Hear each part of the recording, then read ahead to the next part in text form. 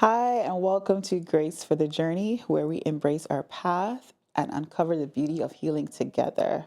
So glad to be back for another episode here. And today we're going to be talking about being vulnerable. I know it's something that we don't like to do all the time, but we're going to be talking about the strength of letting go and healing through vulnerability. Um, if you're anything like me or how I was, I didn't really want to share much with anybody really. If I was going through it, I just felt like the only person I needed to know was God and the person who it involved. Um, Sometimes it works out that way, and sometimes it does not. We are definitely not created, have not been created to be an island. And there's times when we need to be vulnerable with ourselves, vulnerable with other people, vulnerable with God, vulnerable with mentors, whatever the situation may be. So yeah, we're gonna dive right into what that looks like. I'm gonna start off here by saying, first, let's acknowledge and identify that we need help. So, once we've accepted that, you know, this thing has happened. I lost my job and I have not been able to really recover from how I felt, during that stage. I've lost a loved one and I'm trying, but I want to get better, but it's not working. It's not working. Nothing I'm trying is working. Um, Identify that you need help. Let's start by saying, I want to get better. I want to heal. I want to actually start my healing journey. I don't have no idea what it looks like, but I don't like the way I feel. I don't like the way I'm talking to people. I don't like the way I'm not sleeping well at night. I don't like the way there's still so many triggers taking me back to that event. Um, but I don't know what to do. So I need some help. So identifying help is going to be a big one. And sometimes that's not easy because in order to say you need help and to reach out to people for help, you have to share exactly what happened. And sometimes you have to share personal experiences that you would rather not, hence being vulnerable. And, it's easy to paint, it's easy when people are looking at you. You can be painted in this, for lack of a better word, I'll say perfect picture, right? You have an image of being the strong friend. You have an image of being the strong one, always getting through stuff, never needing help. You're always the one helping people, perhaps. Um, or perhaps you just don't like how it feels to look like you need help. You have the image of, I got this, I can do this on my own. And when you're vulnerable, that image has to be broken down, right? You're actually saying, yes, I'm usually the one that's helping people, but today I need help. You have to be able to say, I'm independent. I usually don't need anybody, but it's been 3 months, it's been 3 years, it's been 5 years, 10 years. I need help. I can't do this. I've tried everything I know, and I actually need help. And for some people, it's very easy, especially people who are sharers or oversharers who, typically are okay sharing things that experiences they have, sharing about their day, sharing about what happened over the weekend. Certain things like sharing a bad experience or sharing that they need help may actually be easy for them, or maybe perhaps the way a person was trained, right? They were trained to, hey, whenever you need help, I'm here. Whenever you need help, reach out. But we can't discount the fact that not everybody has that natural ability to just share something that happened, especially if it was traumatic, especially if maybe they're even a little embarrassed by what happened, especially if they feel like the minute they start talking, they're going to start crying, right? So I understand it's not easy for everyone, but we have to get to that place where, we're not meant to do this by ourselves. We're not meant to do life by ourselves. We're not created to be alone. Um, I'm reminded of that movie. I don't remember the movie right now, but where that guy, I think it was called Castaway or something, where the gentleman was on the island by himself for I don't know how long, for a very, very long time. And he could see the things he started to do We're not normal, right? They were a bit off. And when he came back, now he had to be like put back and reset back into society. It's just because we're not created to be that way. And I know while certain situations would have caused people to be isolated, there comes a time where you have to reach out and be like, I need help. And I understand that maybe you've tried this before and maybe you were confided in somebody and that turned into another traumatic situation on its own because they probably said they didn't help you, but they turned around and shared all of your knowledge, everything you told them with somebody else. Maybe perhaps there is trauma like attached to that. That's also something that would potentially need healing because you have to get to the point where you can reach out and be vulnerable with somebody, not everybody. Maybe that would have been a learning experience to say, this is not the person I need to talk to next time, or this is not the type of person I need to talk to next time, but there has to be someone I can talk to. Maybe it's time for therapy. Maybe there's time to seek counsel with another friend, seek counsel with a pastor. So many different options out there, but just acknowledging I need help. And it's okay if I have to now open up. It may take time, but it's okay if I actually have to open up and share what my feelings are. I think a lot of times too, we don't want to be vulnerable or share certain experiences because it recreates that feeling, right? Like sometimes talking about something openly, regardless if it's in a group setting, regardless if it's one person, just talking about it, it takes us back to that place, to whatever had happened before, and we feel it all over again. And that's actually a part of healing a lot of times, going back there at the right time with the right guidance. But it's actually a part of healing. But people sometimes don't.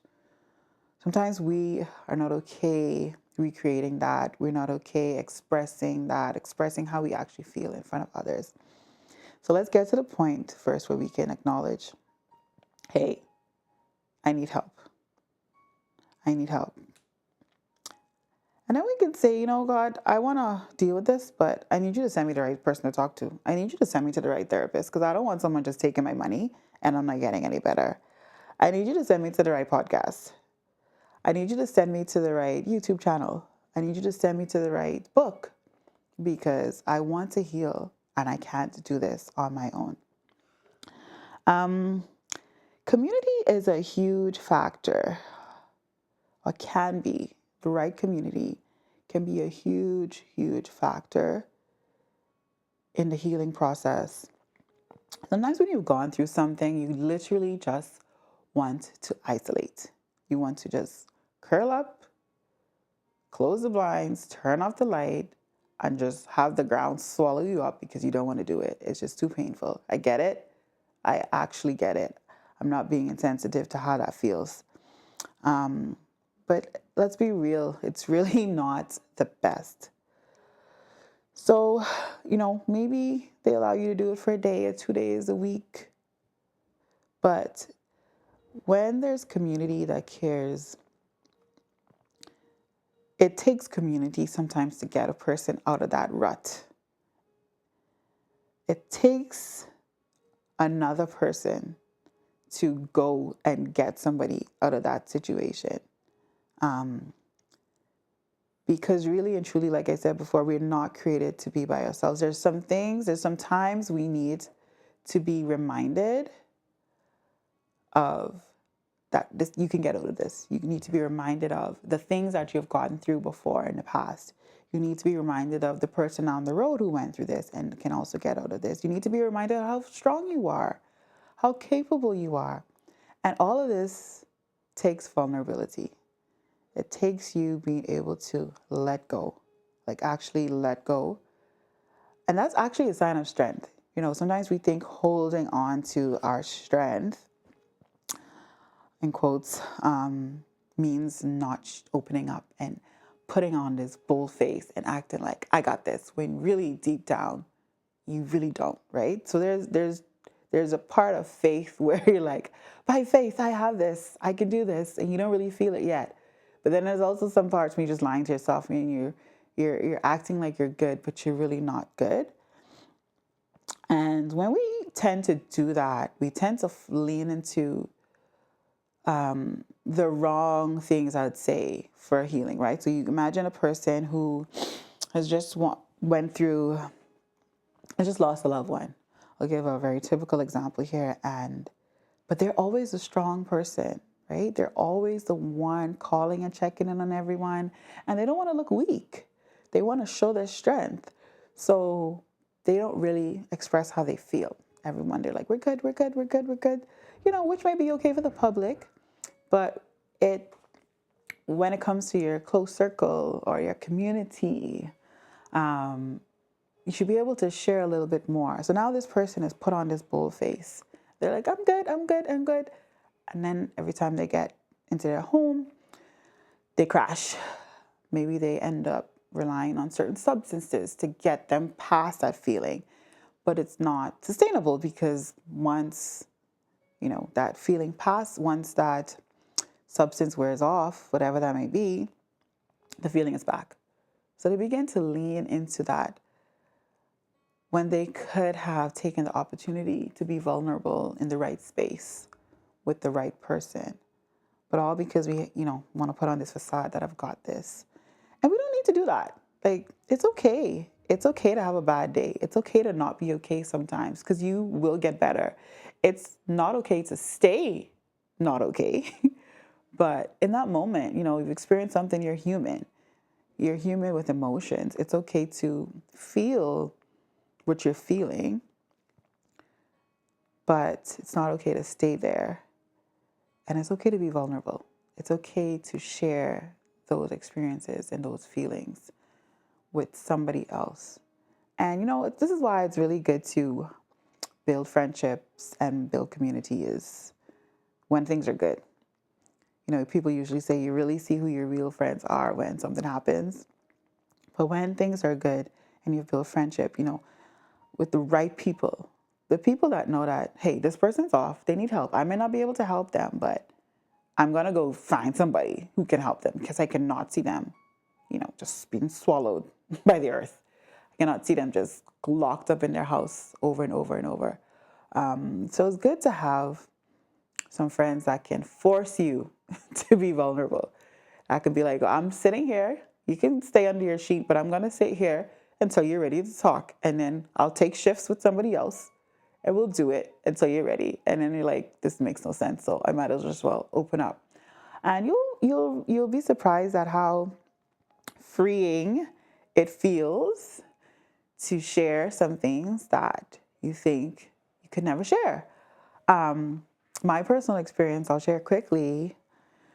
When I went through the loss of my daughter, I've always been very private, right?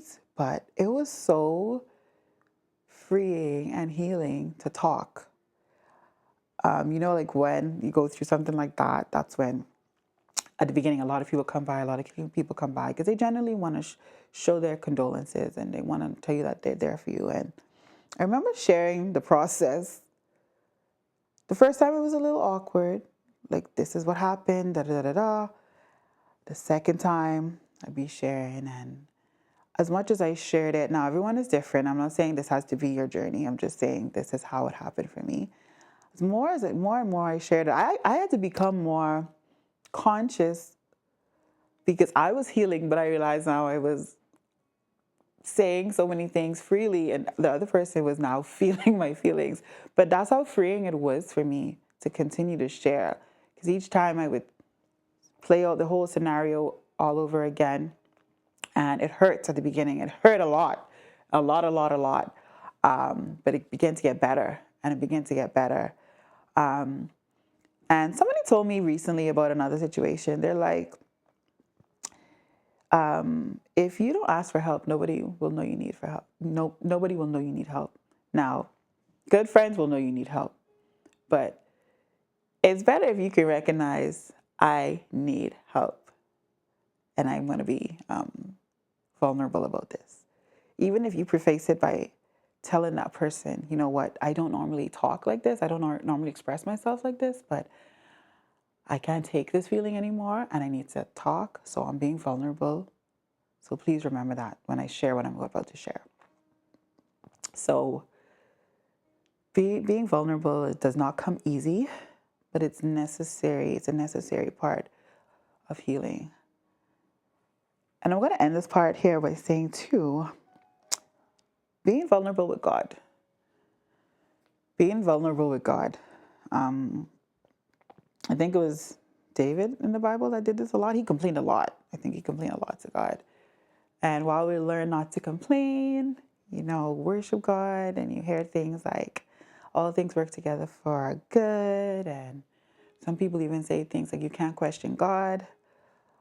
While many of those things are very, very true, especially all things work together for our good, that's very true. But in that moment, it's better to be sincere with your feelings when you cry out. Even if you're angry with him because of what happened, it's better to be sincere than to fake it. And to be like, hello, sir, I don't know what's going on. I honor you, I love you, but I don't get it. And I'm very angry at you right now. Like, I'm actually angry because I don't understand what's happening.